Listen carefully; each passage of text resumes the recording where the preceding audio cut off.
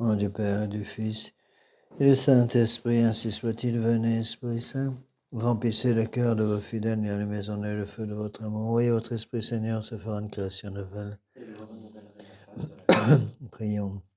Ô Dieu qui avez instruit le corps de vos fidèles par la lumière du Saint-Esprit, donnez-nous par ce même esprit de comprendre et d'aimer ce qui est bien, de jouer sans cesse cette divine consolation. Le même Jésus-Christ, notre Seigneur.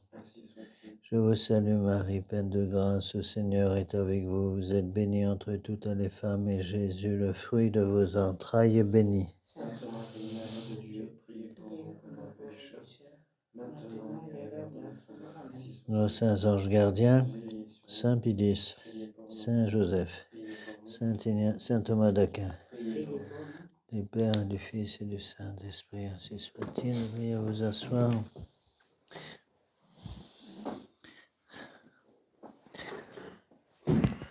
Alors, avant que j'oublie...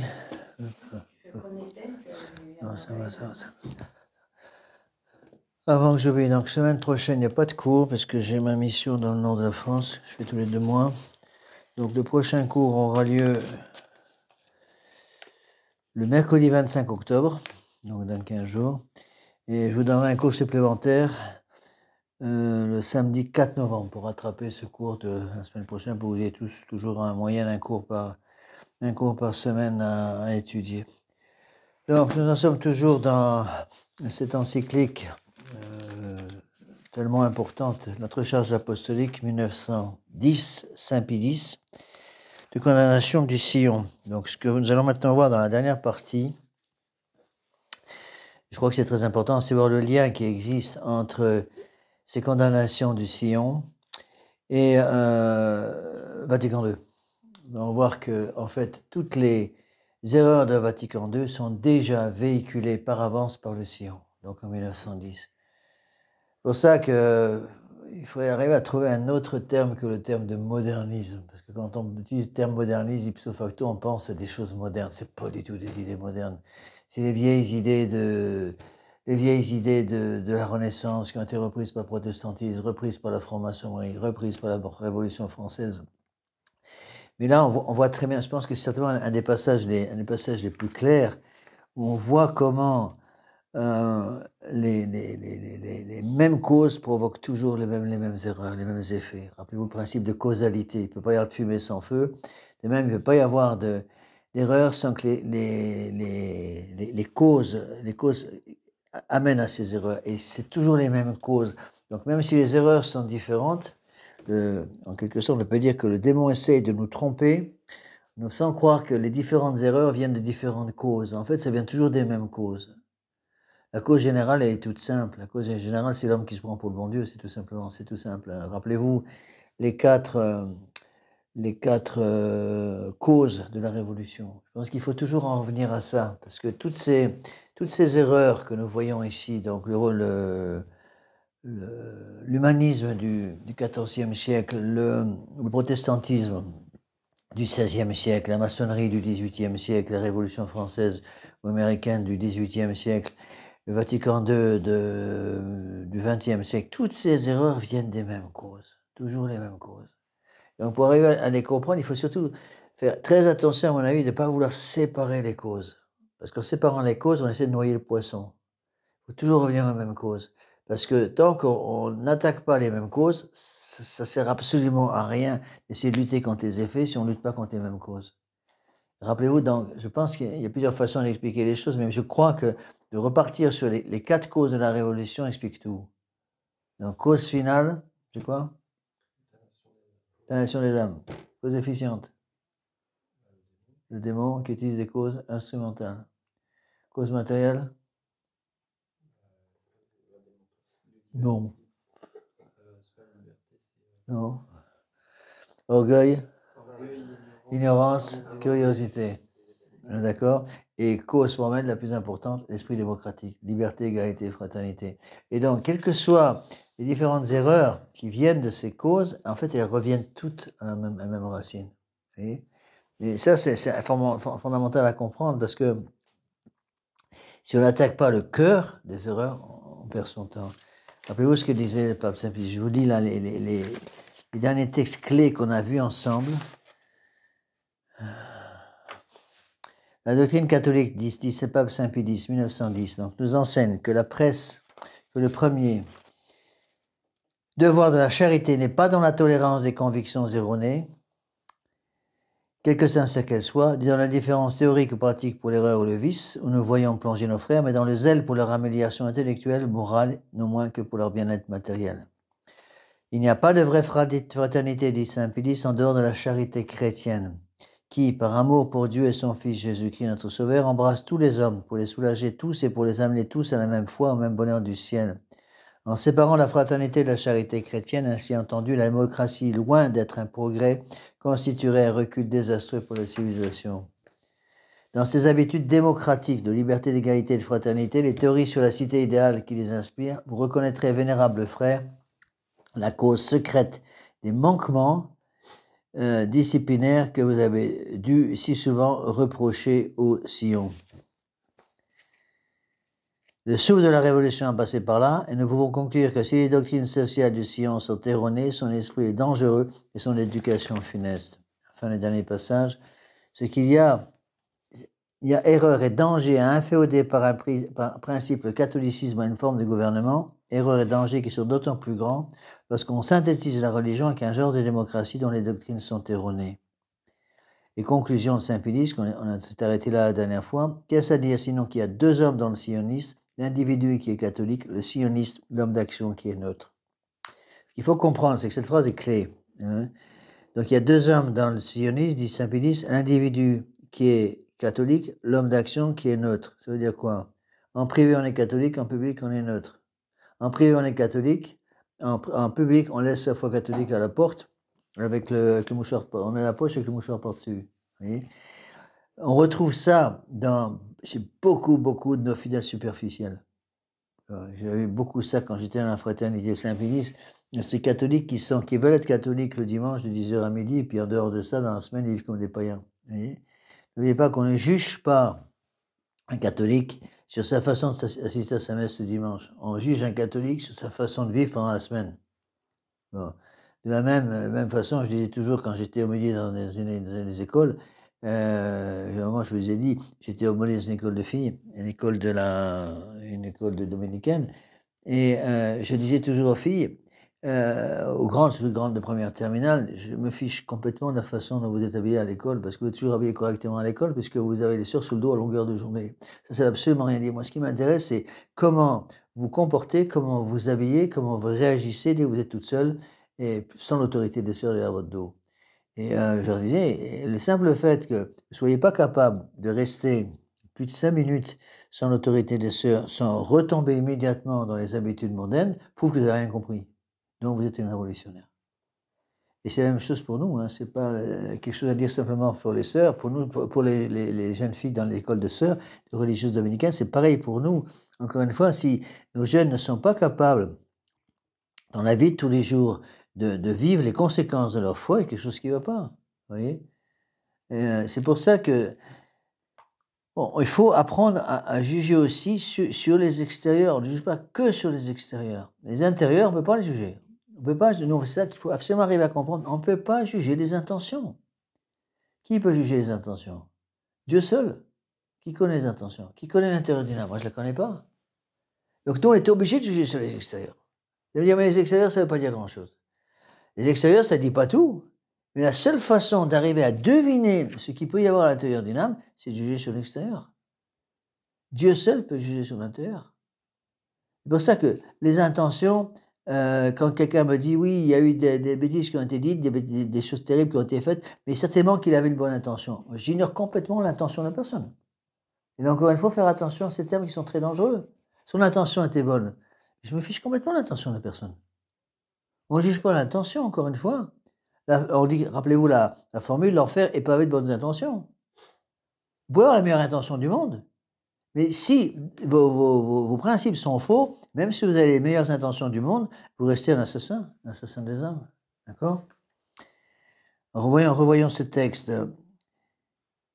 Voyez, vénérable frère, dit le pape Saint Pie X, donc il reparle du changement donc, qui s'est opéré dans le sillon, ce mouvement catholique au début et ensuite complètement libéral, c'est précisément parce que la religion doit dominer tous les partis, c'est en évoquant ce principe que le Sion s'abstient de défendre l'Église attaquée. Certes, ce n'est pas l'Église qui est descendue dans l'arène politique, on l'y allait entraîner pour la mutiler, pour la dépouiller. Le devoir de tout catholique n'est-il pas d'user des armes politiques qu'il tient à la main pour la défendre? Et aussi pour forcer la politique à rester dans son domaine et à ne s'occuper de l'Église que pour lui rendre ce qui lui est dû. Eh bien, en face de l'Église ainsi violentée, on a souvent la douleur de voir les sionistes se croiser les bras. Si ce n'est qu'à la défendre, ils trouvent leur compte. On les voit dicter ou soutenir un programme qui, nulle part, à aucun degré, ne révèle le catholique. C'est pour ça qu'il finit en disant « Ce qui n'empêche pas les hommes en pleine lutte politique, sous le coup d'une provocation, d'afficher publiquement leur foi. Qu'est-ce à dire sinon qu'il y a deux hommes dans le sioniste, l'individu qui est catholique, le sioniste, l'homme d'action qui est neutre. » Ce qu'il faut comprendre, c'est que si je suis une règle comme celle-là, en privé, je suis catholique. En public, je suis sioniste, c'est-à-dire homme d'action neutre. En agissant ainsi, je rends impossible le règne social du Christ roi. Le règne social du Christ roi est absolument impossible si on fait une séparation entre le privé et le public. Rappelez-vous la condamnation de l'Église par le pape en 1864, dans le syllabus de Pie IX, qui condamnait ceux qui voulaient séparer l'Église et l'État. C'est ce qu'ils font là. Quand je dis en privé, je suis catholique, en public, je suis neutre, c'est une séparation de l'Église et l'État, c'est un autre. C'est-à-dire, je manifeste ma foi catholique quand ça gêne personne, quand je suis dans ma chambre, dans mon petit oratoire privé, mais dans la pratique, dès que je suis dans une situation politique donnée, avec des groupes de gens autour de moi, là, je viens neutre. Il n'y a rien de pire que la neutralité. La neutralité, c'est quoi? C'est tout simplement le refus de notre Seigneur Jésus-Christ. Donc la neutralité, c'est le refus du règne social de notre Seigneur Jésus-Christ. Et c'est là d'où vient, si vous voulez, l'énorme erreur qui consiste à vouloir séparer l'Église et l'État. Et vous avez vu ça par vous-même. Combien de personnes aujourd'hui sont convaincues qu'il faut séparer l'Église et l'État?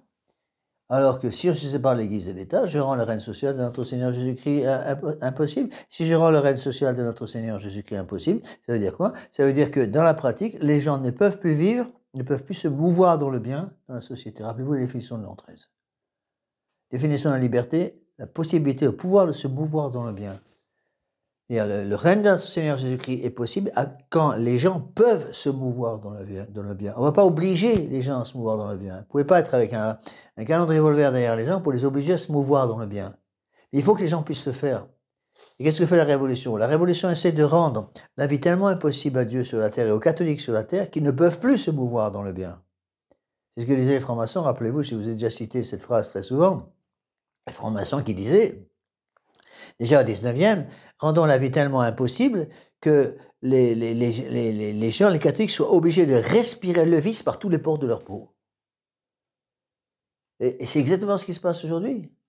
Les gens nous disent, monsieur l'abbé, on ne peut plus, par exemple, dans une grande ville, surtout dans les grandes villes, les gens nous disent, les catholiques nous disent, monsieur l'abbé, comment voulez-vous qu'on ne puisse ne pas voir la porno qui s'étale sur tous nos murs parce qu'il y en a partout?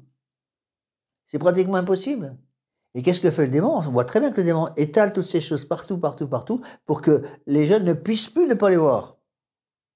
Et que par la force des choses, contraints, forcés par les circonstances, ils finissent par accepter ces choses. À force de vivre dans une poubelle, on finit par se sentir mauvais.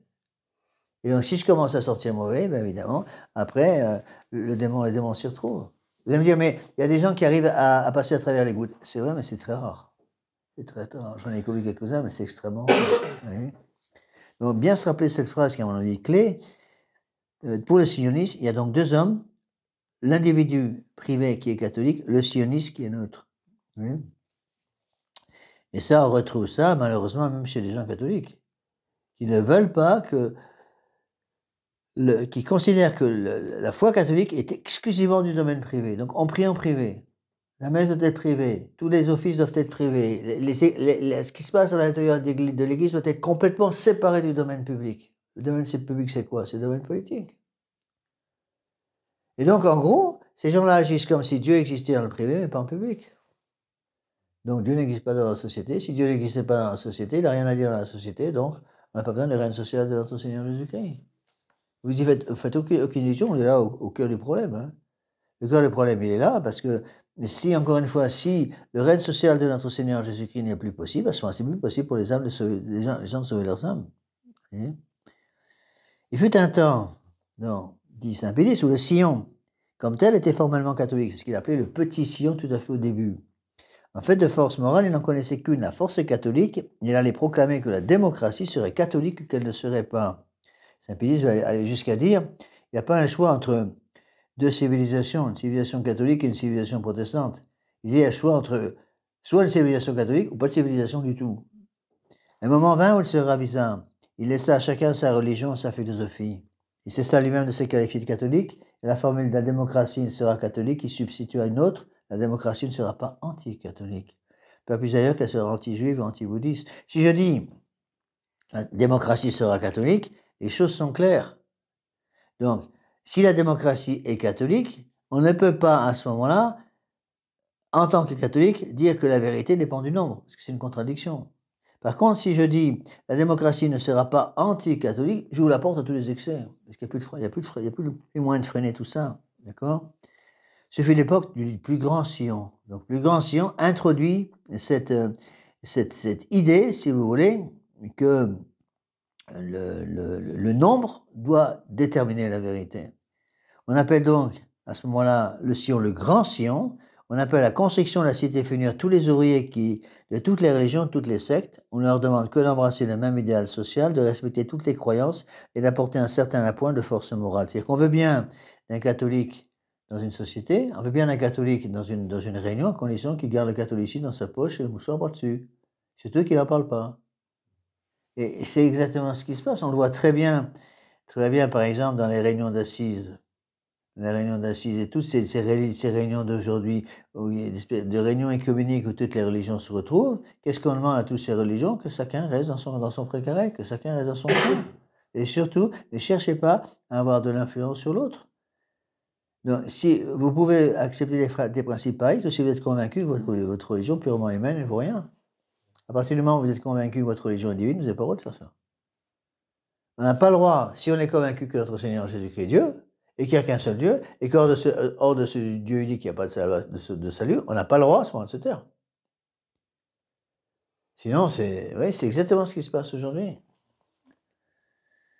Et à ce moment-là, on le voit très bien aujourd'hui, regardez ce qui se passe. On ne sait pas exactement ce qui se passe, malheureusement, dans le synode 2023, qui va se finir en octobre 2024. Enfin, c'est manifestement un début de Vatican III. On voit très bien que les catholiques, enfin, on peut encore appeler ça comme catholiques, des gens qui sont en principe catholiques, ont une frousse bleue d'affirmer leurs idées. Et comme ils savent très bien que leurs idées, par exemple, contre l'avortement, sur l'homosexualité, sur le divorce, etc., s'opposent aux idées du plus grand nombre des gens dans ces réunions, donc on se tait. Parce que si j'accepte l'esprit catholique, je peux être persuadé que j'ai raison, je peux être persuadé que j'ai la foi catholique, mais si je sais que je dois suivre le nombre, je sais que le nombre ne sera jamais avec moi, donc je me tais. Pour éviter d'avoir des cauchemars la nuit. Mais on va où comme ça? Et c'est exactement ce qui se passe actuellement. Donc, ils veulent que les autres respectent leurs droits, à eux de le puiser dans la foi catholique. Ils demandent donc à ceux qui veulent transformer la société présente dans le sens de la démocratie de ne pas se repousser mutuellement à cause des convictions philosophiques ou religieuses qui peuvent les séparer, mais de marcher la main dans la main. Non pas en renonçant à leurs convictions, en essayant de faire sur le terrain des réalités pratiques la preuve de l'excellence de leurs convictions personnelles.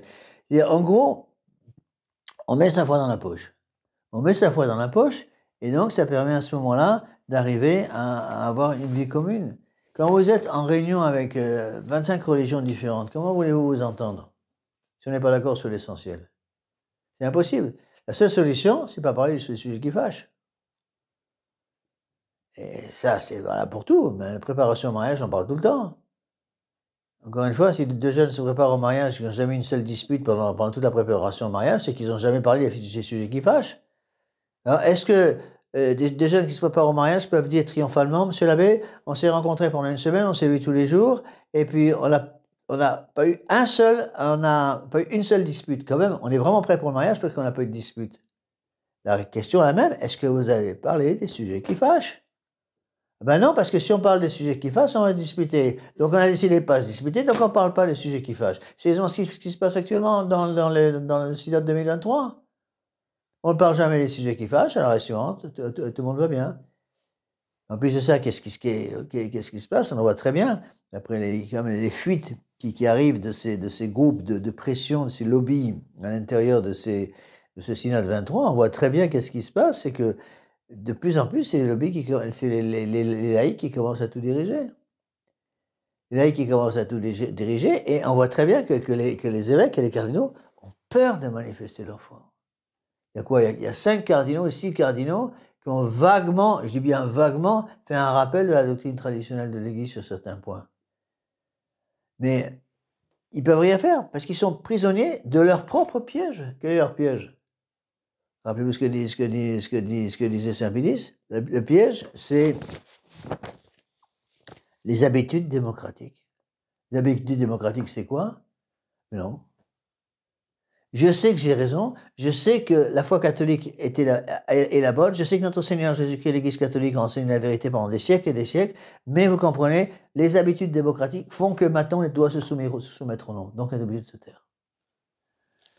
Alors, ce que je voudrais vous montrer maintenant, c'est comment toutes ces graves erreurs ont eu des conséquences absolument énormes sur l'esprit de Vatican II. On voit très bien, quand on étudie un peu les choses à fond, que l'esprit du Sion, du grand Sion, c'est-à-dire du Sion qui va être condamné par le pape Saint Pédis, l'esprit du grand Sion se retrouve dans Vatican II. Vous allez voir comment, en étudiant les différentes erreurs du Concile Vatican II, qu'on peut facilement résumer, si vous voulez, en étudiant les erreurs du Concile Vatican II, vous allez voir que ce que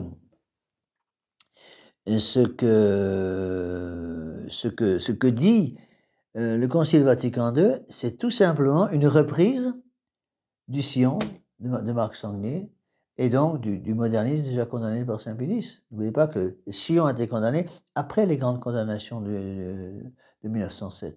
Grande condamnation du modernisme 1907, puis condamnation en 1910 du Sion de Marc Sangnier. Malheur à vous qui dites que le bien est le mal et que le mal est le bien. Bon, il est clair donc, d'ailleurs le cardinal Ratzinger l'avait reconnu dès 1983. Vous savez qu'il avait reconnu que le Concile Vatican II était une sorte de contre-syllabus. Le syllabus, c'est 80 propositions condamnées par l'Église, 90 propositions condamnées par l'Église en 1864 qui n'ont pas pris une ride. Vous voyez ?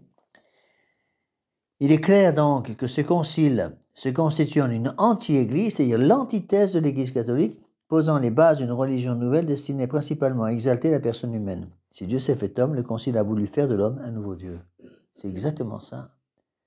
Donc, le Vatican II, les idées du Vatican II viennent du Sion, les idées du Sion viennent des racines du modernisme, lesquelles viennent du protestantisme, et de l'humanisme, si vous voulez, du XIVe siècle, ou XIVe et XVe siècle. Et tout ça, on arrive à la même racine, si vous voulez, l'homme qui prend la place de Dieu. Dieu s'est fait homme. Si Dieu s'est fait homme, le Concile a voulu faire de l'homme un nouveau Dieu. Nous avons plus que nous, tout autre, le culte de l'homme. Là, j'ai trouvé une vieille citation de Monseigneur Quatreau-Maillard qui est très intéressante. Voilà ce qu'il disait. Qui adhère à Vatican II sans restriction par ce seul fait se détache de la véritable Église du Christ. Personne ne peut en même temps être catholique et souscrire à tout ce qu'a établi le Concile Vatican II. La meilleure manière d'abandonner l'Église du Christ, l'Église du Christ, l'Église catholique, apostolique et romaine, est d'accepter sans réserve ce qu'a enseigné le Concile Vatican II. Et le Concile Vatican II enseigne le contraire de ce que l'Église catholique a enseigné pendant 2000 ans. Donc, si j'accepte le Concile Vatican II, ipso facto, je deviens un ami des ennemis de l'Église.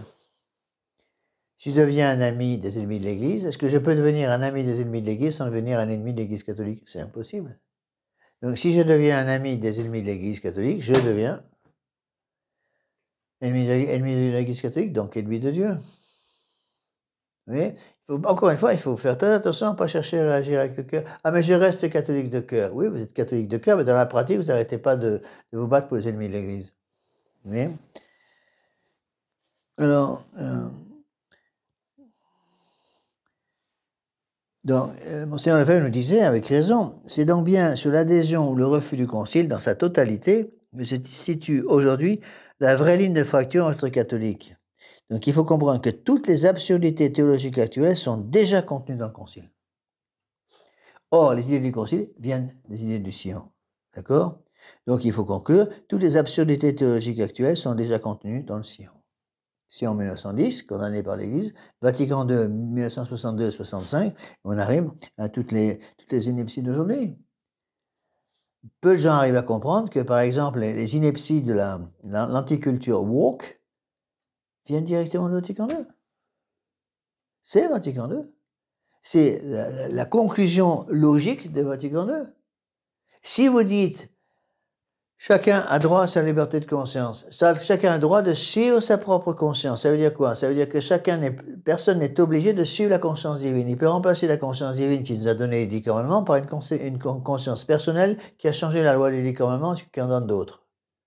Donc si chacun est libre de suivre la loi morale qu'il désire, qu'il veut, à ce moment-là, il n'y a plus de vérité. Vous voyez?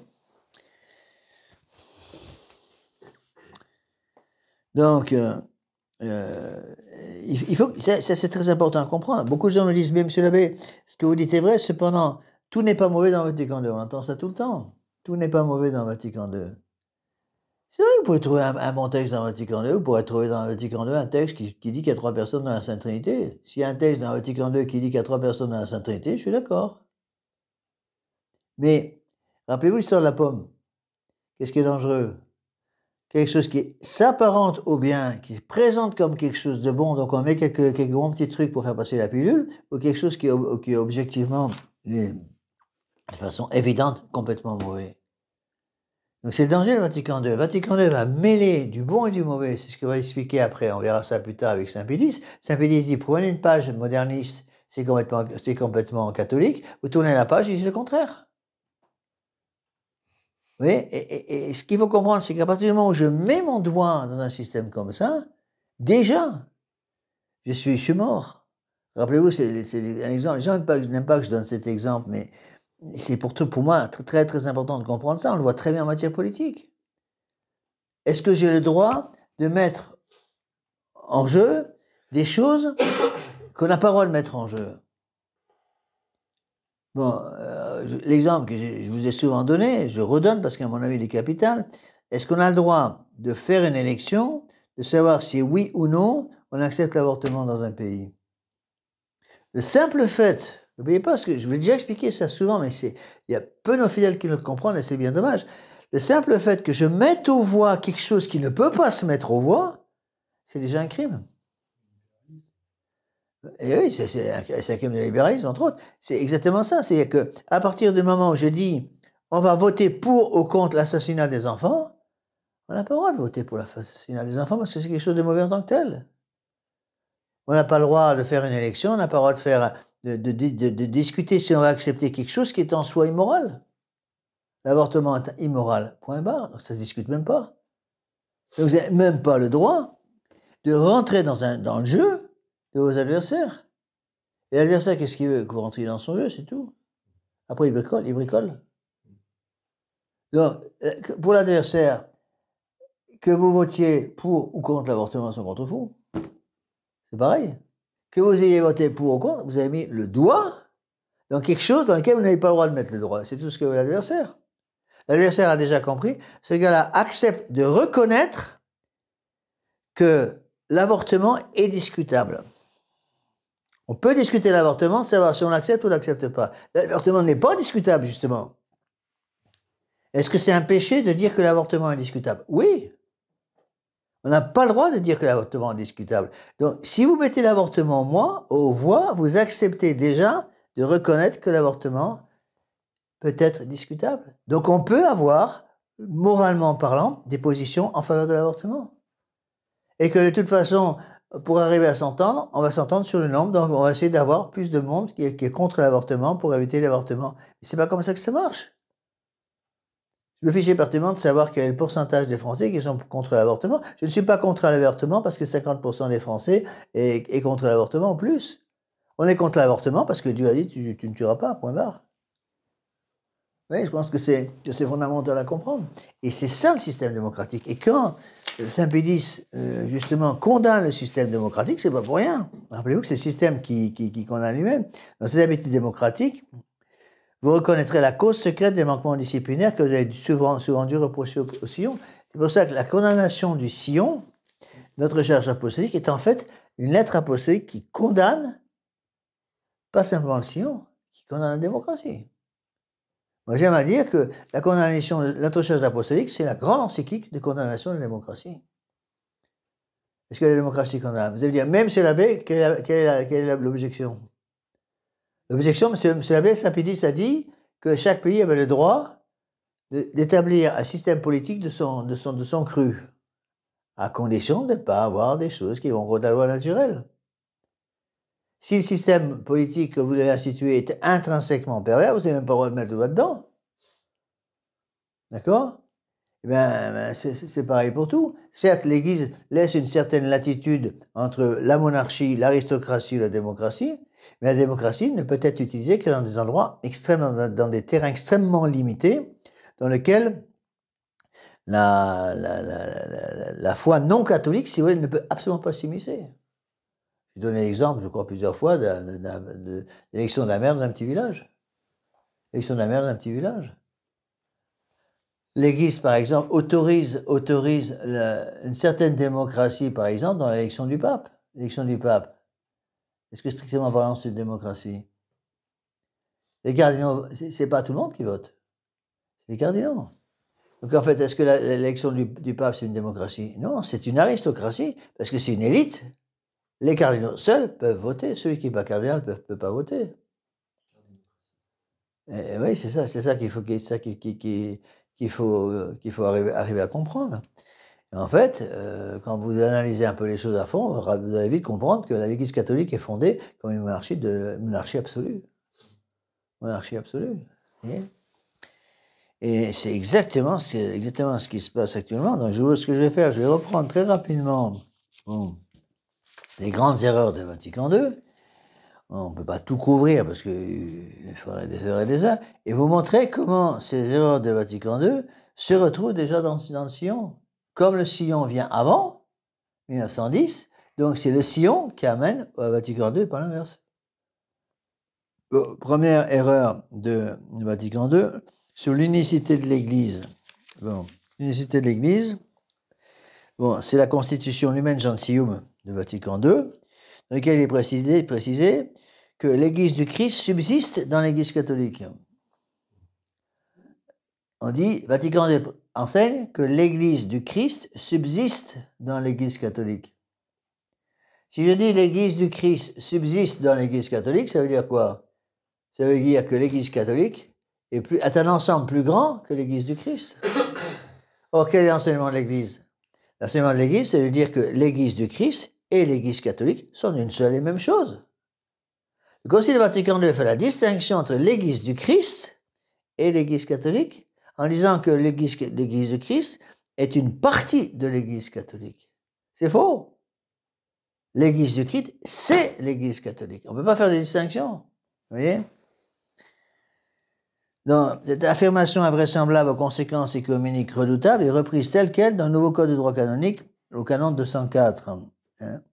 Donc, il est clair que pour l'Église de Vatican II, l'Église du Christ et l'Église catholique ne sont pas une seule et même entité. Il y a donc de la place pour les autres églises qui ont toute leur valeur de salut.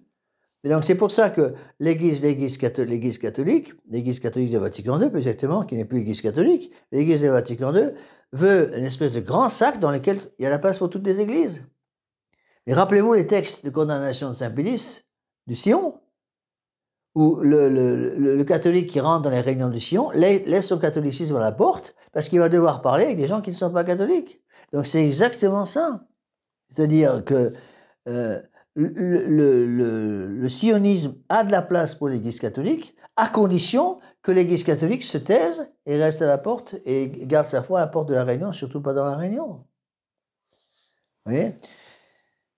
Or, la réponse à ce genre d'hérésie, c'est que l'Église catholique et l'Église du Christ sont une seule et même chose, en dehors de laquelle il ne peut pas y avoir de salut. Il ne faut pas distinguer entre l'Église catholique et l'Église du Christ, c'est la même. Vous voyez, poser cette question aux prêtres modernistes, ils ne répondent jamais à cette question. Ils sont embêtés, ils sentent le piège.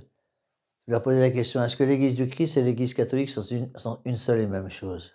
Ils ne répondent jamais à cette question. Ils ont bien trop peur de répondre.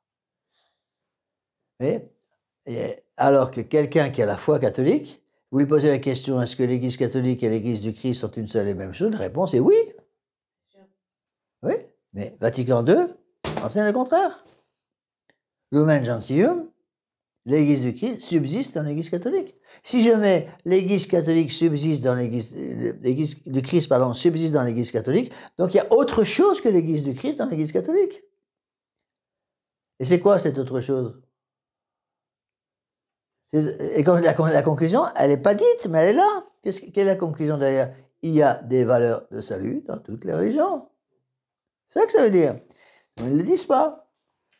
On change la doctrine, on ouvre la porte à l'erreur et on se retire en laissant l'erreur rentrer tranquillement dans la baraque. C'est ce qu'ils ont fait. Si je dis l'Église du Christ subsiste dans l'Église catholique, que je veuille ou non, que ça me plaise ou non, je rentre dans un système qui dit que l'Église catholique comprend l'Église du Christ et autre chose.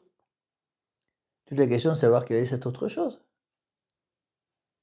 Si je dis au contraire, l'Église catholique et l'Église du Christ sont une seule et même chose, il n'y a pas de faille, il n'y a pas de fissure dans laquelle le démon puisse rentrer. On le voit très bien dans Vatican II, c'est ça. C'est pour ça que dans Vatican II, on le voit très bien avec le synode de 2023, pour eux, il y a des valeurs de salut dans toutes les religions. Et qu'est-ce que dit notre Seigneur? Notre Seigneur Jésus-Christ dit expressément, « Je suis le Seigneur ton Dieu, tu n'auras pas d'autre Dieu dans ma présence. » C'est le premier commandement. Donc si j'accepte ces erreurs de Vatican II, je détruis le premier commandement de Dieu déjà.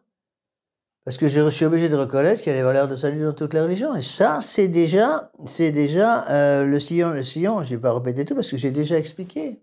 Le sioniste dit expressément que justement, enseigne expressément que l'Église du Christ subsiste dans l'Église catholique. Donc il y a autre chose que le catholicisme dans l'Église catholique. L'Église catholique contient le catholicisme et toute une série d'autres religions, pour qu'à chacun sa religion, à chacun sa vérité, puisque la vérité est indépendante, objectivement n'existe pas. Chacun fait sa vérité subjectivement parlant. C'est Emmanuel Kant. Vous voyez? Donc ça, c'est ce qu'on appelle les erreurs sur l'unicité de l'Église. Deuxième type d'erreur, l'unité de l'Église. Il y a une légère nuance entre les deux. L'unité de l'Église, ça c'est le texte de Vatican II qui s'appelle Unitatis Redintegratio. Tous ces textes sont en général de la fin du Concile Vatican II, c'est en 1965, juste avant la fin. Voilà l'idée de Unitatis Redintegratio. L'Église du Christ, l'unité de l'Église s'accroîtra de jour en jour jusqu'à la consommation des siècles. Où est l'erreur? Je répète. L'unité de l'Église s'accroîtra de jour en jour jusqu'à la consommation des siècles. Qu'est-ce qui n'est pas dit là-dedans? Qu'est-ce qu'ils veulent dire et qu'ils ne disent pas? Si je dis l'unité de l'Église s'accroîtra de jour en jour jusqu'à la consommation des siècles, sous-entendu, l'Église d'aujourd'hui n'a pas l'unité. On doit y tendre. Or, l'Église catholique enseigne quoi? Elle est une, sainte, catholique et apostolique. Donc, s'ils enseignent que l'Église catholique doit tendre vers l'unité, sous-entendu, elle ne l'a pas. Or, l'Église catholique enseigne que l'Église catholique est une sainte catholique et apostolique, et sera une sainte catholique et apostolique jusqu'à la fin des temps. Elle n'a pas besoin de tendre vers l'unité. Les modernistes vont dire quoi? Les modernistes vont dire il faut prier pour l'unité de l'Église. Si je dis il faut prier pour l'unité de l'Église, qu'est-ce que ça veut dire? Il n'y a pas d'unité de l'Église. S'il n'y a pas d'unité, s'il n'y a pas d'unité de l'Église, c'est que l'Église n'est pas catholique. Est-ce qu'il peut y avoir des dissensions dans l'Église catholique? C'est impossible, pas sur le dogme. Il ne peut pas y avoir de dissensions. On peut y avoir des dissensions sur des choses, des détails, sur des pratiques, mais pas jamais sur le dogme. Sur la foi, parce que le dogme, ça touche à la foi. Vous voyez? Donc pour un catholique, l'unité de l'Église n'est pas réalisée, vu qu'elle existait déjà, et on voit encore toutes ces idées. Je vous ai déjà cité tous ces textes, je n'y reviens pas. Les textes de Marc Sanley dans le Sillon explicitent toutes ces choses, en disant bien justement que l'unité de l'Église catholique n'est pas quelque chose d'ici-bas, c'est quelque chose pour lequel on va tendre, et on arrivera à cette unité exclusivement au ciel. Or, l'unité de l'Église catholique doit exister déjà ici-bas, parce que l'Église est une sainte catholique et apostolique, et sera une sainte catholique et apostolique jusqu'à la fin des temps. Dès le départ. Hein? Dès le départ. Dès le départ. Et donc, si je dis qu'il y a des valeurs de salut en dehors de l'Église catholique, ça veut dire quoi? Ça veut dire qu'il y a des valeurs de salut en dehors du bon Dieu. Il n'y a qu'un seul Dieu. Il suffit d'avoir n'importe quel sentiment religieux Voilà. pour se sauver. Et c'est ce que va dire Saint Pédis. Saint Pédis va conclure en disant il ne reste plus que le sentiment. Je pense que. Et c'est une phrase que les catholiques modernes utilisent tout le temps. Je pense que. Mon idée est que. Je me fiche complètement de votre idée. Je me fiche complètement de ce que vous pensez. Ce qui m'intéresse, c'est pas ce que vous pensez, c'est qu'est-ce que pense Dieu, qu'est-ce que pense l'Église catholique, qu'est-ce qu'a pensé l'Église catholique. C'est comme les gens, pour toutes ces histoires d'homosexualité dont on nous rabâche les oreilles en ce moment à longueur de journée. Donc, je pense que l'Église devrait être plus douce en matière d'acceptation de l'homosexualité. Mais qui êtes-vous, monsieur, pour dire ça? L'Église s'est déjà prononcée sur le sujet. Quand l'Église dit l'homosexualité est un péché qui crie vengeance contre le ciel, point barre, c'est fini, c'est déjà réglé. L'Église s'est déjà prononcée sur le sujet, on n'a pas le droit de revenir sur le sujet, parce que c'est déjà fait. Hein? On voit ça maintenant partout. Où est-ce que j'ai vu? Quelqu'un m'a envoyé un petit documentaire qui était pas mal d'ailleurs sur l'art chrétien, surtout au cours du Moyen-Âge. Alors il y a des photos magnifiques, et des commentaires complètement foireux. Les commentaires étaient abominables. Et entre autres, le commentateur disait, en parlant de Christ en croix, il montre une magnifique image d'un Christ en croix du Moyen-Âge, et puis il dit, d'après la tradition, le Christ serait mort sur une croix. Vous voyez, c'est bon, dans la façon dont c'est tourné, on introduit déjà un doute dans les esprits. Vous voyez, on n'a pas le droit d'introduire ces doutes dans l'esprit. Le Christ est mort en croix, sur la croix, le jour du vendredi saint, sa 33e année de vie. Vous voyez, alors, il faut revenir au grand dogme de foi qui règle l'unité de l'Église. L'Église est une sainte catholique et apostolique. Hors de l'Église catholique, il n'y a pas de salut. Donc il ne peut y avoir de valeurs de salut en dehors de l'Église catholique. Donc si je dis qu'il peut y avoir des valeurs de salut en dehors de l'Église catholique, je suis déjà dans l'erreur. Est-ce que ça veut dire qu'il peut rien avoir de bon, rien avoir de vrai dans une fausse Église? Je n'ai pas dit ça. Une fausse Église, il y a les protestants qui croient à la Sainte Trinité. Si une Église protestante croit à la Sainte Trinité, croit que Dieu est un Dieu en trois personnes égales et distinctes, très bien. Est-ce que ça veut dire que, parce que le groupe protestant en question dit une vérité sur la Sainte Trinité, est-ce que ça veut dire qu'on peut faire confiance au groupe protestant? Non. Parce qu'à côté de cette vérité sur la Sainte Trinité qui est bonne, il va raconter 150 hérésies énormes juste à côté. Rappelez-vous toujours l'histoire de la pomme. Donc, il est beaucoup plus dangereux d'avoir des protestants qui ont de temps en temps quelque chose de correct à proposer. Vous avez des protestants qui sont contre l'avortement. Est-ce que c'est bon pour un protestant d'être contre l'avortement? Oui. Mais qu'est-ce qui est plus dangereux pour un catholique? Un protestant qui est pour l'avortement, un protestant qui est contre l'avortement? Ah bon. J'ai pas compris la question. Qu'est-ce qui est plus dangereux pour un catholique? Un protestant qui est pour l'avortement ou un protestant qui est contre l'avortement? Celui qui est contre l'avortement. Exactement. Le protestant qui est contre l'avortement est beaucoup plus dangereux. Pourquoi? Parce que quand il voit, oh, il est gentil ce petit protestant. Hein? Non, c'est ça? Qui est contre. Ce petit protestant est très gentil. Regardez, ils sont contre l'avortement. Ils sont pas si mauvais que ça. Par contre, si le protestant dit je suis pour l'avortement, là, le démon enlève sa peau de brebis. On voit tout de suite le danger du protestantisme. Vous voyez, c'est l'histoire des deux pommes que j'ai déjà expliqué je ne sais pas combien de fois. C'est les deux pommes pourries, une qui est apparemment pourrie et l'autre qui ne l'est que d'intérieur mais qui ne se voit pas de l'extérieur. C'est celle qui est apparemment, qui est extérieurement en bonne santé, qui est beaucoup plus dangereuse. Et c'est valable pour tout. Et l'autre exemple que je donne tout le temps, je donne toujours les deux mêmes exemples quand j'en parle, parce que c'est exactement la situation qu'on retrouve dans le sillon, c'est les histoires des deux prêtres. Encore une fois, il faut revenir toujours mêmes exemples. Imaginez un prêtre en soutane, col romain, un ceinture qui présente impeccable, et qui enseigne obéissance aveugle à Bergoglio à Rome. Il faut obéir aveuglément au pape. Et un autre prêtre qui se promène en short et en t-shirt avec une guitare au cou, qui va jouer de la musique dans toutes les boîtes de nuit de la ville d'Albi pour convertir à la foi catholique toute la région d'Albi en étant complètement immoral sur tous les principes de la foi, en niant tous les principes de la foi. Quel est le prêtre le plus dangereux? C'est le premier, c'est pas le deuxième. Celui qui présente bien extérieurement est beaucoup plus dangereux. Qu'est-ce qui est plus dangereux, par exemple, pour la foi catholique? Un Benoît XVI ou un Bergoglio? Vous voyez, ça c'est important. Qu'est-ce qui est plus dangereux pour la foi? Un Benoît XVI ou un Bergoglio? Le pape actuel. Il est plus dangereux pour la foi, parce que lui, il présente des choses. Est-ce que Benoît XVI a dit qu'on pouvait bénir les unions homosexuelles? Non. Est-ce que Bergoglio l'a dit? Oui. Donc, conclusion, si on ne fait pas attention, je propose ça à les deux phrases à des gens qui ne réfléchissent pas. Donc, lequel est plus dangereux? Benoît XVI qui n'a jamais dit qu'il fallait bénir les unions homosexuelles, ou Bergoglio qui dit qu'il faut les bénir? Lequel des deux est plus dangereux pour la foi? C'est Benoît XVI. Benoît XVI est plus dangereux pour la foi. Pourquoi? Parce qu'il a une peau de brebis. Il présente bien. C'est ça son danger. Et vous avez encore aujourd'hui les catholiques de tradition, moi j'en connais, catholiques de tradition, qui vont vous dire le vrai pape, c'est toujours Benoît XVI. Et vous avez des prêtres qui sont Oudakoum, qui sont en union avec Benoît.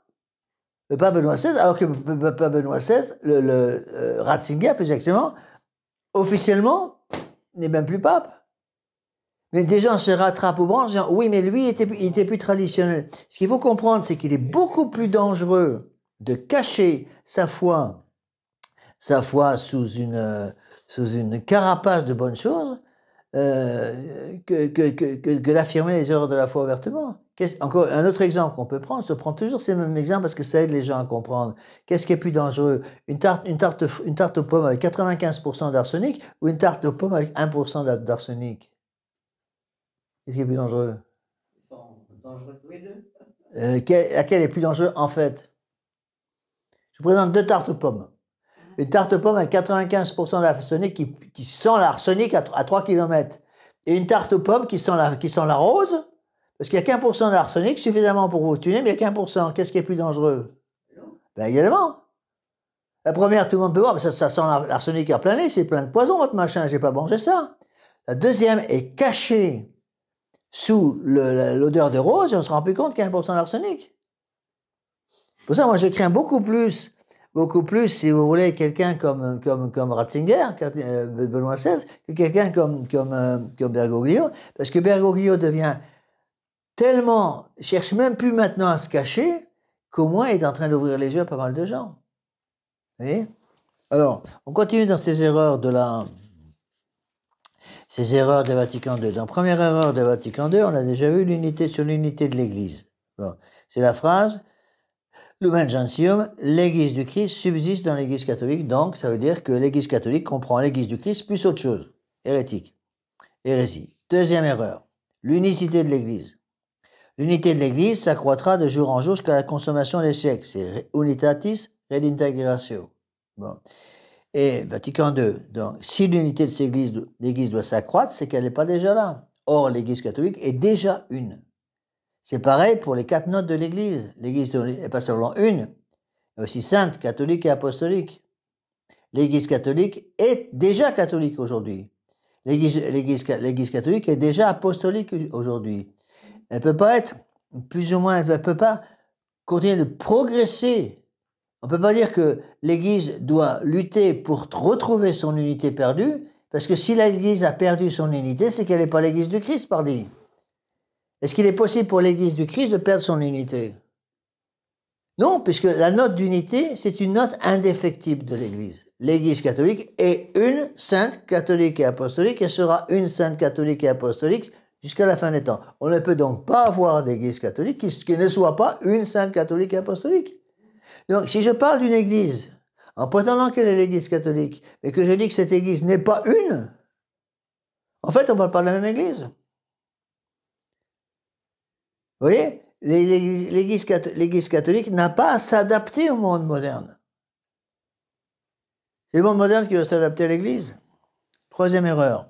Il y en a plusieurs. Là, je suis, c'est des textes classiques, là, je suis un bon article qui avait été publié au congrès de Sissinono en Italie par le père Rifan de Campos, qui était bien au début. Et après, malheureusement, a complètement viré, est devenu moderniste, mais il avait fait des bonnes, il a écrit des bonnes choses sur les différentes erreurs de Vatican II. Troisième erreur de Vatican II. Donc, l'Église, dans de nombreux documents conciliaires, on trouve la notion que l'Église est le peuple de Dieu en général. Il faut chercher une vraie union dans l'esprit avec les frères séparés. L'Église est le peuple de Dieu. Bon, quelle est la définition de l'Église dans le catéchisme traditionnel? L'Église est la congrégation de ceux qui sont baptisés, qui ont la foi, la pratique de la foi, l'usage des sacrements, qui reconnaissent le pape comme vicaire de notre Seigneur Jésus-Christ. Si je dis l'Église catholique est, j'en suis là, et le peuple de Dieu, c'est un grand sac, un espèce de sac fourre-tout dans lequel on met n'importe quoi. Vous comprenez? On retrouve dans cette notion dans de nombreux documents conciliaires que l'Église est le peuple de Dieu en général, qu'il faut rechercher une vraie union dans l'esprit avec les frères séparés. Ce concept laisse transparaître un faux écuménisme, insinuant que le protestantisme n'est autre chose qu'une forme particulière de la même religion chrétienne. Ça, c'est condamné par Pie IX dans le syllabus de 1864. C'est ce qu'on appelle une conception latitudinariste de l'Église. C'est-à-dire qu'on élargit l'union entre les différents groupes religieux, ce qui fait qu'on est tous des frères séparés. On est tous des frères séparés. On oublie complètement que les frères séparés en question, quand on parle des protestants, les frères séparés sont des gens qui sont des hérétiques. À partir du moment où je nie un dogme de foi, on reprend les mêmes exemples que je vous ai déjà donnés. Imaginez deux personnes. Je prends un exemple. Imaginez qu'il y ait 150 dogmes de foi. Et qu'il y en ait un qui nie, une secte qui nie 140 dogmes sur 150. Première secte, elle nie 140 dogmes de la foi catholique sur les 150. Deuxième secte, elle en nie un. Un dogme sur 150. Quelle est la secte la plus dangereuse pour la foi catholique? Première ou la deuxième? La deuxième. Exact. La deuxième, pourquoi? Parce que la deuxième, c'est beaucoup plus difficile de voir l'erreur. Si je dis, quelle est la différence entre dire Dieu nous a menti 150 fois ou de dire Dieu nous a menti une fois? Quelle est la conclusion? Vous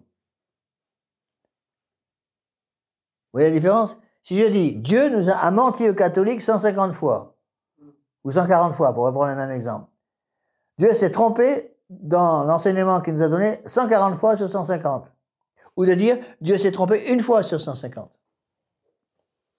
Dans les deux cas, la conclusion est la même. Dieu est un menteur. Si Dieu est un menteur, est-ce qu'il peut être Dieu? Est-ce que Dieu peut mentir? Non. Donc, que Dieu nous ait raconté des falaises sur 140 dogmes ou sur un dogme, le résultat est le même, c'est que Dieu n'est pas Dieu. Seulement, si il y a 140 erreurs contre la foi, on voit plus facilement qu'il y a des erreurs. C'est donc beaucoup plus dangereux d'avoir des erreurs sur un point. Parce qu'on ne voit pas. Et ça, c'est valable aussi sur des tas d'autres choses. Je sais que je vais faire hurler certaines personnes qui n'aiment pas donner ces exemples. Mais pourtant, c'est exact. C'est pareil pour la messe. Qu'est-ce qui est plus dangereux pour la foi catholique? Une messe qui est ouvertement hérétique, qui est absolument invalide, ou une messe qui est équivoque et qui peut être interprétée de manière catholique, si je l'ai dit, et que je suis prêtre catholique, ou interpréter comme protestant si je suis pasteur protestant et que je dis la messe protestante et que je dis cette messe catholique? Qu'est-ce qui est plus dangereux? Une messe qui peut être interprétée dans les deux sens ou une messe qui est ouvertement hérétique? La messe qui est ouvertement hérétique est bien plus dangereuse parce que tout le monde voit qu'elle est hérétique. Donnons un autre exemple. C'est des exemples que je donne tout le temps parce que ça aide les gens à comprendre. Bon. Est-ce qu'un pasteur protestant a déjà, dans l'histoire de l'écuménisme, est-ce qu'il y a déjà eu un pasteur protestant qui a demandé à concélébrer la messe traditionnelle dite de Saint Pie V avec un prêtre catholique? Non. Jamais. C'est vrai. Il n'y a pas un seul pasteur protestant qui a demandé à concélébrer la messe traditionnelle de Saint Pie V avec un prêtre catholique. Par contre, combien il y a de pasteurs protestants qui ont demandé à concélébrer la nouvelle messe? Il y en a plein. Ça se fait partout.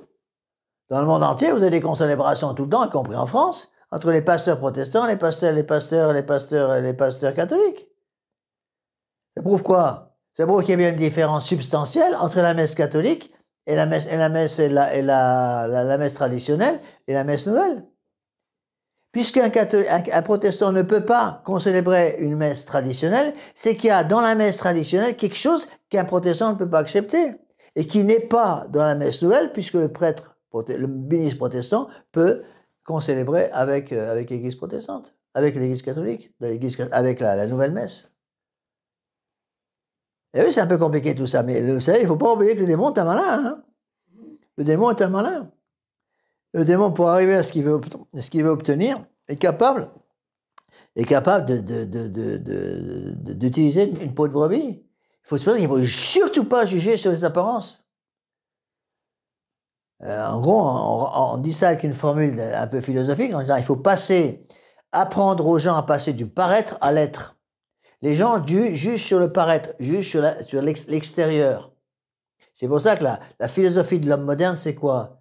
C'est la philosophie déconnectée du réel. Comment on appelle la philosophie déconnectée du réel? C'est une philosophie virtuelle. La philosophie idéaliste ou virtuelle, c'est une philosophie complètement déconnectée du réel. Nous, qu'est-ce qu'on veut? On veut une philosophie ficelée dans le réel. C'est la philosophie objectiviste, c'est la philosophie de saint Thomas d'Aquin.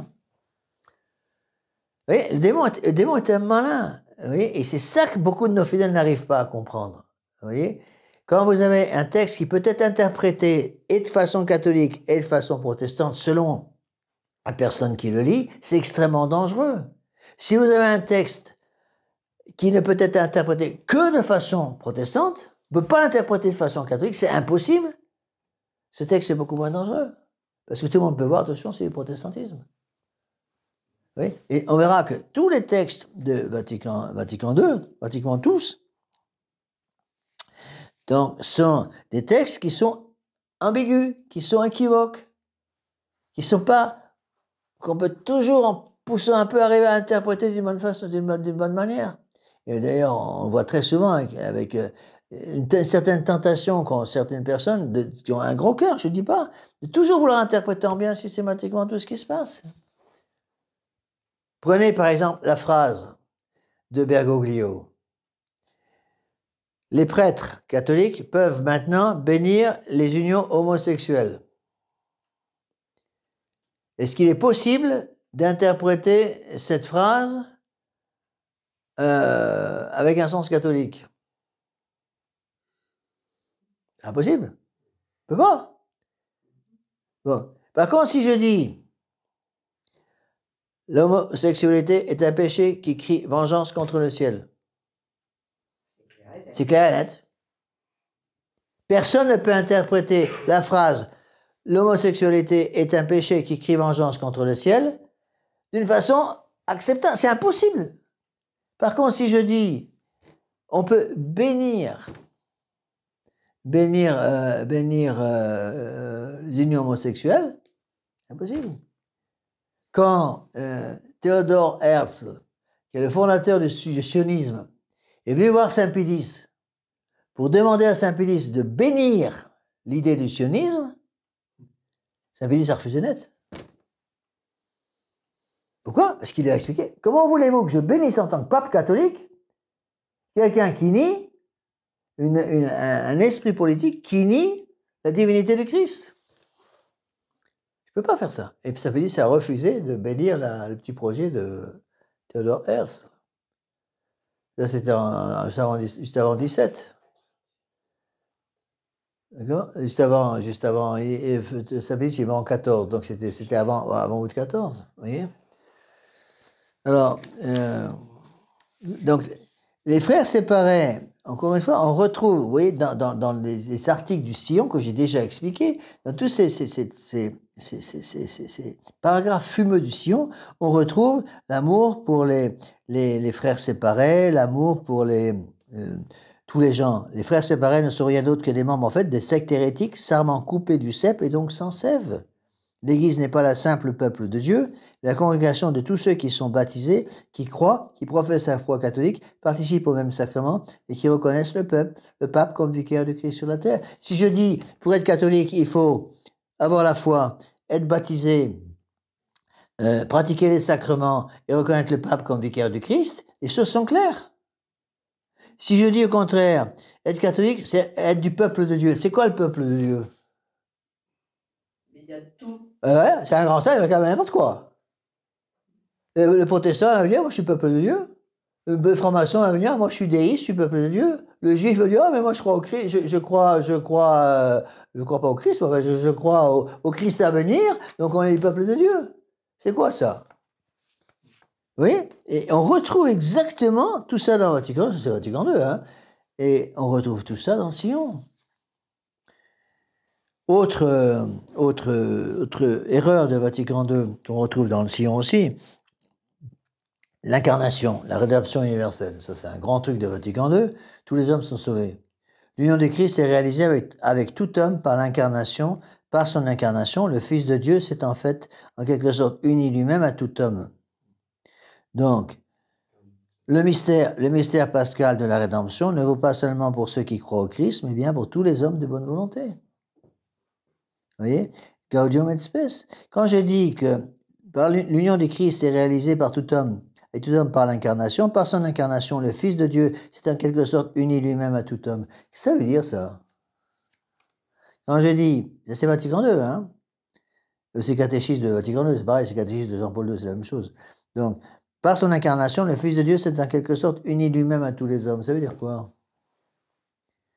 Ça veut dire qu'il y a une union indélébile qui ne peut pas être éliminée entre Dieu et tout homme. C'est ça que ça veut dire. Ça veut dire qu'il y a donc quelque chose qui ne peut pas être cassé entre Dieu et tous les hommes. Et quelle est cette chose qui n'est pas citée là? La grâce. En fait, c'est ça qu'il dit. Qu'est-ce que dit? Quand je dis, par son incarnation, le Fils de Dieu s'est en quelque sorte uni lui-même à tout homme, c'est de la bouillie pour chat. Mais qu'est-ce qu'elle veut dire, cette bouillie pour chat? En fait, la bouillie pour chat, elle veut dire la grâce est naturelle à l'homme. Puisque Dieu s'est uni par son incarnation à tous les hommes ont la grâce. D'accord? Or, la grâce... Ça ne veut pas dire qu'ils s'en servent pas, qu'ils s'en servent bien ou pas. Non, mais attendez, si tous les hommes ont la grâce sanctifiante, quelle est la première condition pour se sauver et aller au ciel? D'avoir la grâce sanctifiante. D'avoir la grâce sanctifiante. La grâce sanctifiante et la charité, c'est la même chose. Donc, si tous les hommes ont la grâce sanctifiante, et que la grâce sanctifiante est une partie de notre nature, est-ce qu'on peut avoir dans la rue quelqu'un qui se promène sans grâce sanctifiante? Donc, tout le monde se sauve. Donc, tout le monde se sauve. Puisque tous les hommes ont la grâce. Qu'est-ce que dit l'Église catholique par rapport à ça? L'Église catholique dit, attention, la grâce sanctifiante est nécessaire au salut, mais peut se perdre par le péché mortel. Donc, si la grâce sanctifiante peut se perdre par le péché mortel, je peux perdre la clé qui ouvre la porte du paradis. Par contre, si au contraire je dis que la grâce sanctifiante est une partie indélébile, en quelque sorte, de ma nature humaine, donc tous les hommes sont sauvés. C'est ce qu'on appelle la rédemption universelle. Donc cette thèse de Jean-Paul II, qui va être reprise par Benoît XVI, qui va être reprise à longueur de journée par Bergoglio, aboutit logiquement à l'idée que tout homme est ami et fils de Dieu et que la rédemption est définitive. Les hommes sont donc tous déjà sauvés, puisque notre Seigneur Jésus-Christ est déjà mort pour eux. Ainsi, la rédemption objectivement universelle s'étend subjectivement à tous. Et qu'est-ce qu'il disait Luther? Luther allait logique avec ça, allait jusqu'à dire pêche fortement, mais crois plus fortement encore. C'est la devise de Luther. Tu peux faire tous les péchés que tu veux. C'est ce que les Juifs appellent la rédemption par le péché. C'est ça, Luther, c'est ça. Quand on présente Luther comme un petit saint, Luther disait pêche fortement et crois plus fortement encore. Et il savait très bien qu'il vivait dans le péché. Vous connaissez tous l'histoire d'une nuit d'août. Luther, avec sa concubine, qui s'appelait Catherine Borat, une sœur qui avait piqué dans un couvent. Il avait sorti la sœur du couvent pour l'épouser civilement. Et il regardait une belle nuit d'été, avec des étoiles magnifiques, splendides. Et Catherine Borat a dit à Martin Luther, ils étaient à leur balcon en train de regarder les étoiles, et Catherine Borat lui a dit « Regarde comme c'est beau. Le ciel, ça doit être comme ça. Le paradis, ça doit être comme ça. » Et Luther l'a coupé net. Ne parle pas de ça, c'est pas pour nous. C'est pas pour nous. Et donc Catherine Borat a dit à Luther, mais alors, on s'est trompé. Si on s'est trompé, il faut revenir en arrière. Réponse de Luther, c'est impossible, le char est trop embourbé. Est trop embourbé. Le char est trop embourbé. Donc il savait très bien. Et c'est pour ça que Martin Luther est mort comme il a vécu. C'est très intéressant. Moi, j'étais aux États-Unis, je me faisais avec les protestants. Dans les livres protestants sur la vie de Martin Luther, il n'y a jamais un mot sur la façon dont il est mort. Il donne la date de sa mort et puis c'est tout. Comment Martin Luther est mort, ça on n'en parle jamais. Et en fait, Martin Luther est mort à la suite d'une orgie épouvantable avec de l'alcool et des filles. Il est rentré chez lui tellement ivre qu'il n'était même plus capable de monter sur son lit. Son serviteur l'a aidé à se déshabiller pour se mettre sur son lit. Le lendemain matin, en n'entendant pas de bruit dans la porte, a fini par enfoncer la porte et a découvert que Martin Luther s'était pendu avec les draps de son lit. C'est très intéressant, des choses comme ça. Pareil, quand j'étais aux États-Unis, la quatrième personne aux États-Unis, la quatrième personne de la Sainte Trinité aux États-Unis, c'est qui? C'est Martin Luther King. Alors, Martin Luther King, c'est très intéressant. Martin Luther King, comment il est mort? Assassiné à Dallas, dans un motel. Assassiné à Dallas, dans un motel. Il a été assassiné parce que c'est quelqu'un qui défendait les droits des Noirs. Les personnes allaient au fond des choses. Et c'est un écrivain noir qui a écrit une vie de Martin Luther King, qui a écrit une vie de Martin Luther King en anglais, dans laquelle cet auteur noir révèle que Martin Luther King, la nuit où il a été assassiné, avait passé la nuit avec 3 femmes différentes, dont aucune n'était son épouse légitime. Et comme c'était dit par un noir, il aurait pu faire contre. Si le livre avait été écrit par un blanc, ça aurait été la révolution dans les États-Unis. Mais ils n'ont rien pu dire, le livre a été écrit par un noir, qui était favorable à Martin Luther King. Et donc le noir, qui a écrit le bouquin, pour lui, s'en fichait complètement que Martin Luther ait passé la nuit avec 3 ou 10 femmes, ça les faisait complètement égal, il s'en fout. Mais il ne se rendait absolument pas compte qu'en disant un truc comme ça, il allait descendre en flammes la réputation de Martin Luther King, et beaucoup de gens allaient voir qui il était. Et c'est pareil pour tout. Vous voyez?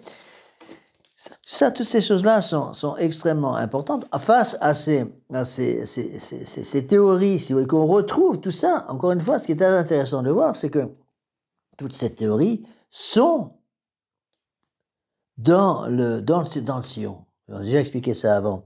Donc, face à tout ça, qu'est-ce qu'enseigne l'Église catholique? Seuls ceux qui sont unis au Christ par la charité ou l'état de grâce peuvent être sauvés. C'est ce que dit saint Paul.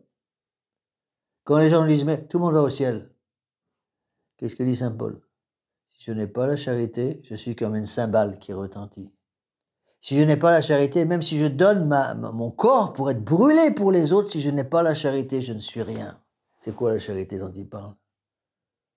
C'est la vertu théologale de charité. C'est quoi? C'est la grâce sanctifiante, pardi. Donc, même si je nourris tous les pauvres de la planète, avec les restaurants du cœur ou autres organisations de ce genre, si j'ai pas la charité, ça me sert à quoi? À rien. Ce qui manque l'essentiel.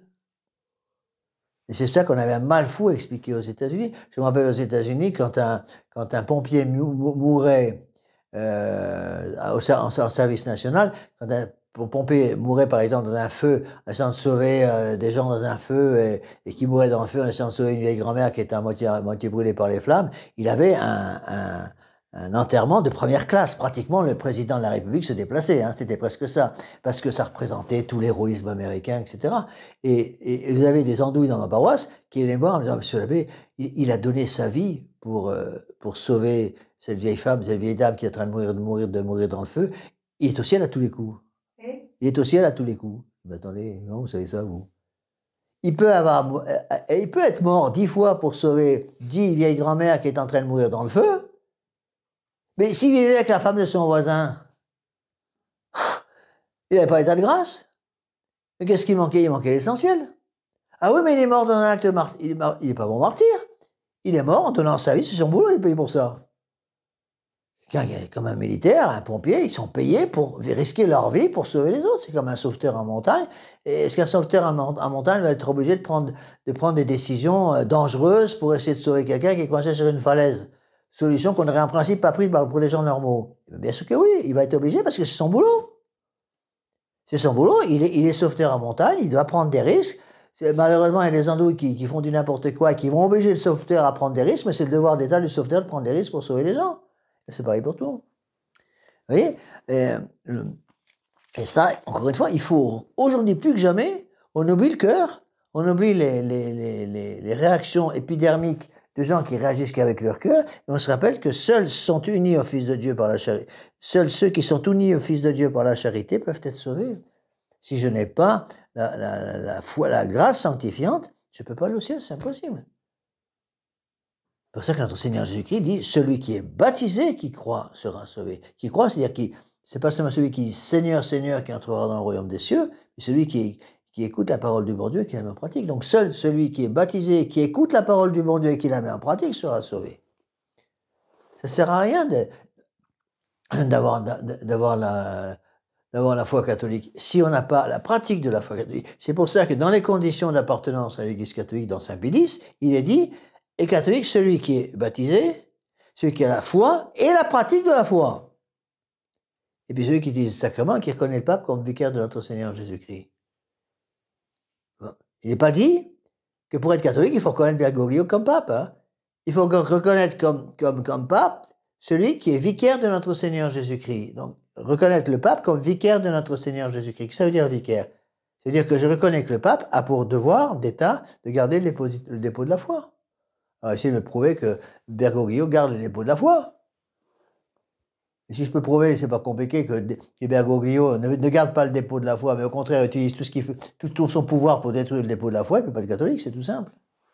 Donc il ne peut pas être pape. Si quelqu'un n'est pas catholique, il ne peut pas être pape, c'est pas possible. Oui. Après, autre erreur. Alors là, c'est en plein dans le sillon. La dignité de l'homme. Bon. La dignité de l'homme. L'égalité entre tous les hommes. Ça, c'est Gaudium et Spes, un autre décret de Vatican II. Vous voyez ? L'égalité entre tous les hommes est basée sur la dignité personnelle et les droits qui en découlent. Toute forme d'inégalité qui se base sur la religion doit être éliminée. Ça, c'est Gaudium et Spes. Et notre Seigneur Jésus-Christ expressément dit par son Église, hors de l'Église catholique, il n'y a pas de salut. Il n'y a pas de salut, c'est pas possible. Vous voyez ? Donc, de dire que toutes les religions se valent, que toutes les religions mènent au même Dieu, c'est un blasphème contre notre Seigneur Jésus-Christ qui a dit « Je suis la voie, la vérité et la vie ». Il n'a pas dit « Je suis une des voies, une des vérités, une des vies ». Il a dit « Je suis la voie, la vérité et la vie ». Donc, vous pouvez avoir des protestants qui sont super sympathiques, ça, moi je ne rencontrerai pas, moi. Vous pouvez avoir des protestants qui sont super sympathiques, vous pouvez avoir des juifs qui sont super sympathiques, vous pouvez avoir des bouddhistes qui sont très sympathiques, mais il manque l'essentiel. Il peut manifester une foi très forte, mais une foi humaine. Une foi humaine et une foi fausse. Il manque l'essentiel. Et quand on creuse un peu, on voit que tout est faussé. Moi, ça m'a frappé quand je suis allé au Népal. Je ne connaissais pas le Népal. Puis une fois, en rentrant en Australie, je me suis arrêté faire un trekking au Népal. Et j'étais avec un groupe, on a fait un trekking au Népal, on est monté à 5000. Bon, on est monté à 7000 mètres et puis on a eu la neige trop tôt, on n'a pas pu faire le trekking. Bon, mais j'étais avec un groupe et on a fait des balades magnifiques au Népal. Au Népal, il y a des grottes partout. Et dans beaucoup de ces grottes, il y a des sages bouddhistes, des moines bouddhistes qui vivent un peu comme des anachorètes, quoi, comme des, qu'on appelle ça, des ermites, quoi, des ermites catholiques, bon. Mais, et puis une fois, donc à chaque fois j'étais avec un guide, on avait un guide qui était népalais, un Sherpa, c'est tous des Sherpas là-bas, népalais, je vois qu'il y a une grotte avec qui annonçait qu'il y avait un sage bouddhiste, et je dis au guide, notre guide qui parle anglais, je lui dis, mais vous allez le voir, non? Parce que vous êtes bouddhiste, ou? Il dit, non, je peux pas. Comment vous pouvez pas? J'ai pas d'argent. Je dis, comment vous n'avez pas d'argent? Ben oui, je peux pas aller voir si j'ai pas d'argent, parce que je suis obligé de lui donner quelque chose. Je suis obligé de lui donner quelque chose. Donc c'est là on se rend compte à quel point c'est pourri. C'est qu'en fait, on était obligé de donner une participation financière à ce gars-là. Ils se croient obligés de donner. Non, non, ils sont obligés de donner, de par la loi bouddhiste. Ouais, ouais, tout est comme ça. C'est-à-dire que, encore une fois, il faut bien comprendre que la sainteté personnelle catholique n'a rien à voir avec une sainteté extérieure. C'est une sainteté basée sur la charité. La charité, c'est quoi? C'est l'amour de Dieu manifesté par les 10 commandements de Dieu. Oui, donc, si je dis que toute forme d'inégalité qui se base sur la religion doit être éliminée, ça veut dire qu'à ce moment-là, le baptême, la grâce, l'Église, tout devient secondaire et facultatif. Il n'y a plus rien. Bon, après, une autre erreur qui est très connue, ça encore une fois, on l'a vu avec les textes du Sillon, la 8e, la personne humaine a droit à la liberté religieuse. Ce droit à la personne humaine à la liberté religieuse a son fondement dans la dignité même de la personne humaine et doit être reconnu dans l'ordre juridique de la société de telle manière qu'il constitue un droit civil. Bon, on a déjà vu ça avec le pape Pie IX en 1864 qui dit expressément que la liberté religieuse, ce droit, la personne humaine à la liberté religieuse, est une liberté de perdition, une insanité. C'est pas moi qui l'enseigne, c'est le pape Pie IX, 1864, Quanta Cura, un texte infaillible, évidemment. Bon. Donc là, vous avez un texte de Vatican II qui dit noir sur blanc le contraire de ce que l'Église catholique a enseigné avant. Bon. Et encore une fois, on retrouve toutes ces idées d'égalitarisme entre toutes les fausses religions dans le Sillon. C'est pour ça que le Sillon interdisait les discussions théologiques dans les réunions du Sillon. Il voulait littéralement que le sioniste soit capable de discuter avec tous les gens non catholiques qui venaient au Sillon. Et la seule chose qu'il demandait, c'est que le Sillon ne soit pas plus anti-bouddhiste qu'anti-catholique ou quoi que ce soit. Vous voyez? Donc là, il faut bien comprendre ça. C'est que cette théorie sur la liberté religieuse entraîne, qu'on le veuille ou non, l'idée qu'il n'y a pas de différence entre l'Église catholique et l'Église bouddhiste, ou entre l'Église bouddhiste et l'Église catholique, entre l'Église catholique et n'importe quelle Église. Toutes les Églises se valent, parce que c'est un seul et même Dieu. C'est pour ça que je conseille encore beaucoup à ceux qui ont... J'ai déjà fait, mais je ne peux que le reconseiller. Aux gens qui ont du mal à comprendre ça, travailler, parce qu'il faut le travailler, hein, c'est pas évident du tout, travailler le remarquable travail de Maccabée, je ne connais pas son vrai nom, il signe le nom de Maccabée, qui s'appelle le Carnaval de l'Enfer. C'est très bien expliqué. Il montre des exemples ahurissants. Je suis très content à un moment que vous ayez lu ce livre, parce que son livre, que je conseille aussi pour ceux qui ont pas eu, qui savent pas qu'il y a un livre, il n'y a pas simplement 3 films, je crois. 3 documentaires sur le Carnaval de l'Enfer. Il a fait aussi un livre qui est très intéressant, qui contient tous les textes des documentaires que vous êtes en train de lire. Je crois que vous êtes presque terminé. Et je vous ai dit, vous lisez d'abord le livre, après vous pourrez regarder les films, parce que si vous regardez les films d'abord, vous allez mourir de crise cardiaque. Donc, si vous lisez le bouquin d'avant, je pense que vous serez suffisamment fort pour accepter pouvoir regarder les films sans mourir. Mais, hein, ça c'est autre chose. C'est un peu le même genre d'un certain côté. Mais c'est ça, ils ont découronné Monseigneur Lefebvre, c'est très bon aussi, vous voyez. Et donc, cette fausse idée de la liberté religieuse, on la retrouve dans le Sillon. En fait, comme la liberté religieuse, là, c'est les derniers décrets de Vatican II, c'est 1965. N'oubliez pas que le Sillon, c'est 1910. Enfin, la condamnation du Sillon, c'est 1910. Le Sillon a été fondé, je ne sais pas quelle année. Je ne sais plus. Fonde le Sillon en 1898. Fondation du Sillon par Marc Sanguier en 1898. Bon, là, on est en 1910. Donc, 1910, condamnation du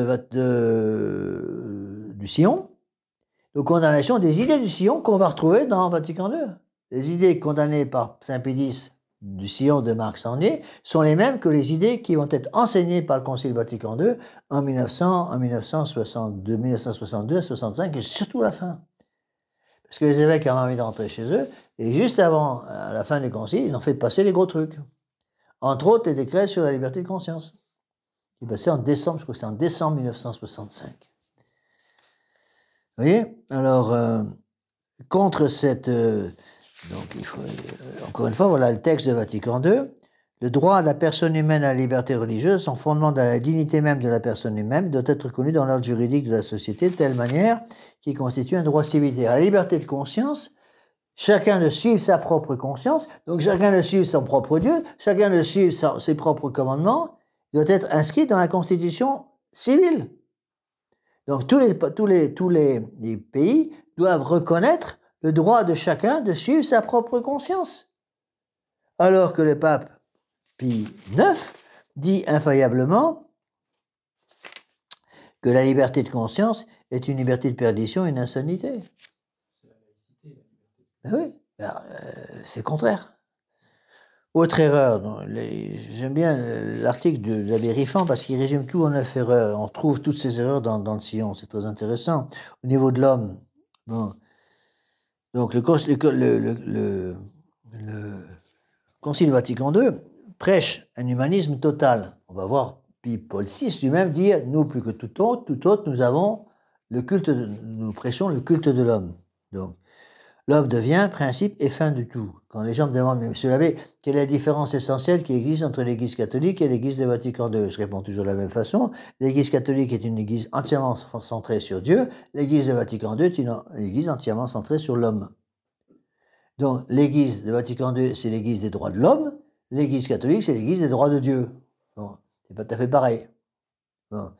Quand vous parlez au monde moderne des droits de l'homme, ils vous applaudissent tout de suite. Si vous parlez aux hommes modernes des droits de Dieu, vous allez voir ce qui va vous tomber dessus. Bon, c'est bien la preuve que c'est pas la même chose. Les droits de l'homme, ils veulent bien, les droits de Dieu, ils veulent pas. Pourquoi? Qui dit droit de Dieu, dit devoir de l'homme. C'est ça dont ils ne veulent pas. D'accord? Donc, j'ai au moins terminé cette partie-là, là, si je peux. Donc, la personne humaine représente le but ultime de la société. Ça, c'est Jean-Paul II qui disait ça. C'est l'esprit de Vatican II. Alors qu'au contraire, pour l'Église catholique, Dieu est le principe et fondement. L'homme a été créé pour louer, honorer, servir Dieu, sauver son âme. Donc, à la base de tout, vous avez pour le catholique le fait que l'homme est créé par Dieu. Donc, à partir du moment où il est créé, il a évidemment des devoirs à remplir. À partir du moment où il est créé, Dieu a des droits sur l'homme, puisqu'il est créateur. L'homme est créé, donc Dieu est notre créateur et notre rédempteur. À ce double titre, il a un droit sur nous. Or, Vatican II et le Sillon enseignent ouvertement le contraire dans tous ces domaines-là. Après, l'écuménisme, bon, ça c'est des choses de plus en plus graves. Qu'est-ce qu'il lit encore, les textes du Sillon? Comment? Qu'est-ce qu'il lit encore? Ben, c'est bien le problème. C'est que les textes de condamnation du Sillon, c'est pas les petits textes sur la façon de planter les haricots, hein. C'est des textes qui défendent la foi catholique. C'est la foi catholique qui est enseignée par le pape Saint-Pédis, et c'est infaillible. Quand un texte est infaillible, il n'est pas infaillible pour 10 ans, ou 100 ans, ou 1000 ans. Il est infaillible pour tout le temps. un texte, quand il est infaillible, tout le monde est d'accord que les textes par exemple, de Pie IX, de condamnation du libéralisme, les condamnations à la liberté de conscience par Quantakura en 1864, c'est un texte infaillible, tout le monde est d'accord. Il est infaillible en 1864 ou il est toujours infaillible aujourd'hui? Ah ben, Ratzinger avait dit à Monseigneur Lefebvre, il était infaillible au temps de Pie IX, et aujourd'hui il ne l'est plus. Il se moquer du monde. Un texte infaillible, par définition, est infaillible. Tout le temps, sinon c'est pas un texte infaillible. L'infaillibilité d'un texte, et pour toujours, c'est comme si je disais, le mariage chrétien est indissoluble, mais il y a des exceptions. Non mais attendez, c'est indissoluble ou c'est pas indissoluble? C'est la même chose. Le mariage chrétien est indissoluble, ça veut dire que jusqu'à la mort, on ne peut pas détruire un mariage chrétien. Le dogme dit, tout mariage ratifié et consommé entre deux catholiques ne peut être annulé par aucune puissance au ciel et sur la terre. C'est clair et net. Dieu lui-même ne peut pas annuler un mariage chrétien, c'est impossible. Là, c'est pareil. Dieu lui-même ne peut pas faire qu'un texte infaillible du 19e siècle, du 12e siècle, du 2e siècle, ne soit plus infaillible aujourd'hui, sinon on détruit l'infaillibilité. Et les textes de Pie IX sont encore plus d'actualité aujourd'hui qu'ils ne l'étaient au temps de Pie IX. Et là, c'est pareil. Vous voyez? Là, c'est exactement la même chose. On voit très bien que ces textes, quand vous dites ces textes de condamnation du Sion, personne ne les lit, mais c'est bien dommage, justement. Si les gens lisaient cette encyclique magnifique qui s'appelle Notre charge apostolique, ils verraient que c'est une encyclique qui est parfaitement compréhensible par le commun des mortels. N'importe quelle personne qui a un minimum de cervelle grise, de cellules grises dans sa cervelle, est capable de comprendre le texte de Notre charge apostolique. Il y a déjà la condamnation de toutes les idées du Vatican II, tout est condamné là-dedans, par avance. Alors après, quand on nous sort que Vatican II, c'est des choses nouvelles, mais non, pas du tout.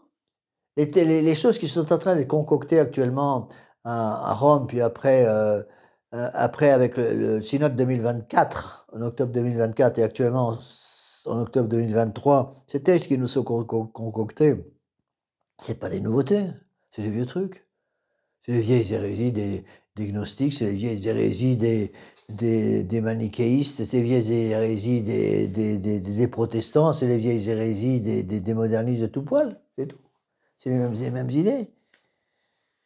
Donc, 8e erreur, d'après le Concile, ça c'est Nuestra Aetate, tous les hommes appartiennent à l'unité catholique du peuple de Dieu sous diverses formes où lui sont ordonnés. Il faut avoir donc un respect sincère pour les diverses religions qui apportent souvent un rayon de la vérité qui illumine tous les hommes. Beaucoup d'éléments de sanctification et de vérité existent en dehors des limites visibles de l'Église catholique. L'Esprit de Christ se sert de ces églises et communautés ecclésiales comme moyen de salut. L'Église catholique considère avec un respect sincère les manières d'agir et de vivre de l'islamisme, du bouddhisme et du judaïsme. Et c'est là où le documentaire de Maccabée sur le cardinal de l'enfer est ahurissant, parce qu'il cite ces textes, donc de Vatican II. L'Église catholique considère avec un respect sincère les manières d'agir et de vivre de l'islamisme, du bouddhisme, du judaïsme. Et juste après, il a montré des extraits des pratiques de ces gens-là, avec des trucs ahurissantes, des pratiques d'animisme, des pratiques d'idolâtrie, des pratiques de sorcellerie, encore des parents qui roulent leur bébé dans de la bouse de vache, par exemple, des trucs ahurissants, sous prétexte que la vache, c'est un animal sacré. Voilà, des trucs, mais on se demande comment il a eu ces films. Puis il montre des tas de photos comme ça, et c'est pas les photos truquées, parce que c'est effectivement ça. Moi, je l'avais déjà ressenti quand j'étais en Thaïlande. Quand j'étais en Thaïlande, à Bangkok, j'avais jamais été dans des pays comme ça. Tous les pays dans lesquels j'avais été avant d'être en Asie du Sud-Est, c'était des pays qui étaient des pays très influencés par le catholicisme.